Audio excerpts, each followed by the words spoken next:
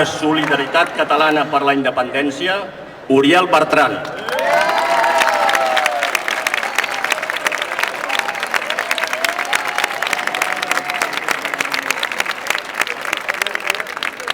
Visca Catalunya Lliure!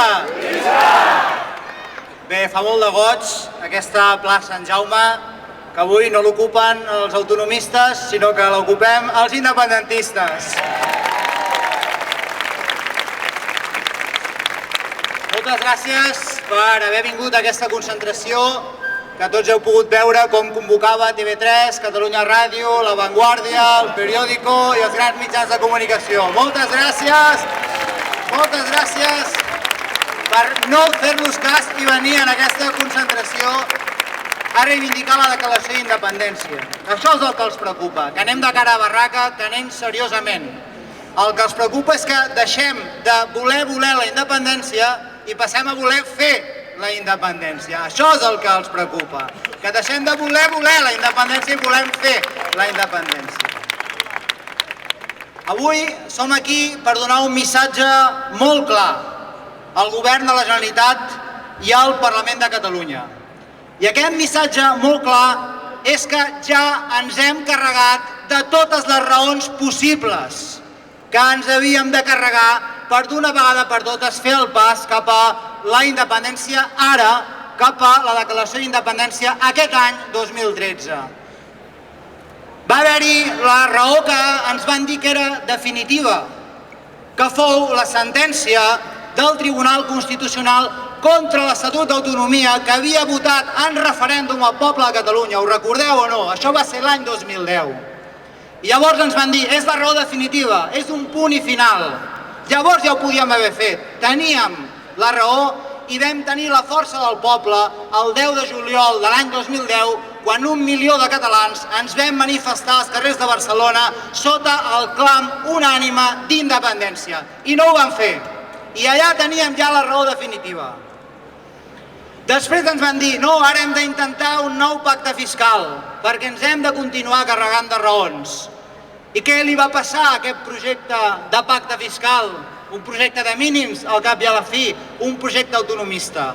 Doncs que va rebre un cop de porta als morros de la classe política catalana i no va reeixir. Però llavors ens van dir, no, encara ens hem de carregar de més raons. I van portar al Congrés dels Diputats una resolució per a una consulta dialogada amb l'estat espanyol. Ho recordeu o no? Va ser aquella votació on el PSC va votar diferent del PSOE, però malgrat tot va ser aclapadorament massacrada aquella proposta de consulta dialogada amb els vots del PP i del PSOE, i tampoc va reeixir. Però ens van dir, encara ens hem de carregar de raons. I llavors van aprovar una declaració de sobirania en el Parlament de Catalunya per poder donar i sostindre un procés d'independència. I què ha fet el Tribunal Constitucional? Carregar-se la declaració de sobirania. Però ens van dir, encara ens hem de carregar de més raons. I van presentar una comissió d'estudi pel dret de decidir, ja veieu quina cosa més revolucionària, una comissió d'estudi pel dret de decidir i ja l'han enviat una altra vegada al Tribunal Constitucional. I ara, què més toca? Ja us ho diré jo.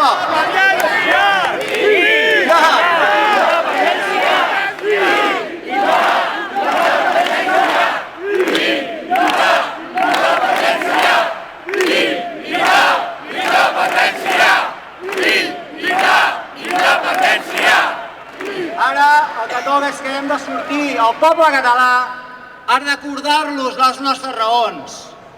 Tenim 885.000 raons que són els aturats que avui hi ha al nostre país per d'una vegada per totes fer el pas a la independència. Tenim 250.000 raons més que són les famílies que tenen tots els seus membres a l'atur i que no tenen cap ingrés per fer d'una vegada per totes la independència i recuperar l'espoli fiscal que cada any ens roba Espanya. Tenim milers d'empreses que estan tancant al nostre país. Tenim retallades a l'escola, a la sanitat.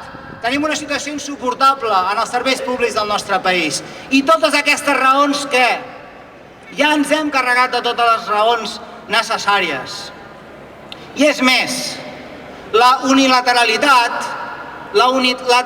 que defensem per a la declaració d'independència, o la fas o te la fan, perquè en aquests moments l'estat espanyol ens està imposant la seva unilateralitat. O si no, què és l'espoli fiscal? Sinó una declaració unilateral d'espoli fiscal, un acte unilateral d'espoli fiscal per part de l'estat espanyol. Què és si no això? Què és si no acabar amb la immersió lingüística a l'escola del nostre país, sinó una declaració unilateral per part de l'estat espanyol? Què és si no canviar-li el nom a la llengua catalana, a la Franja d'Aragó, a la Franja de Ponent nostra, i que ells li parlen aquest aragonès de la Franja Oriental? Què és això si no un acte d'unilateralitat per part de l'estat espanyol?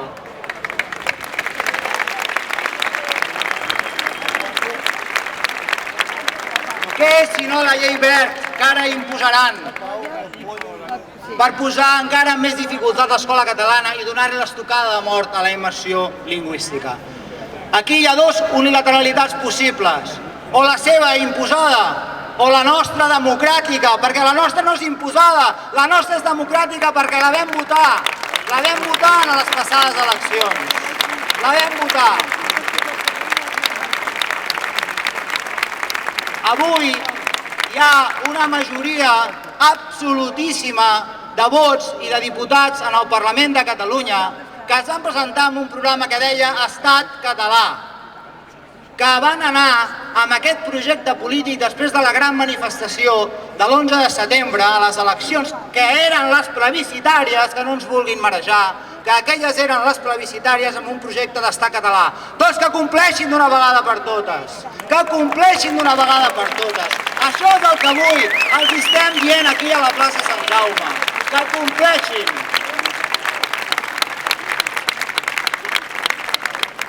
I per complir no es pot fer dins del marc constitucional espanyol. No podran a través d'una consulta que necessita l'autorització de l'estat espanyol, ni de declaracions de sobirania, ni de comissions d'estudi, ni de declaracions, ni de resolucions. No podran fer-ho. Si l'altre dia la presidenta del Parlament ens deia és que hem aprovat ja 10 resolucions a favor del dret de decidir i ves per on ara han anat per l'última. Això no és el preocupant, que hagin anat per aquesta última. El preocupant és que hagin aprovat 10 resolucions pel dret de decidir i encara no haguem decidit res. Això és el que és preocupant. 10 resolucions pel dret de decidir i encara no hem decidit res.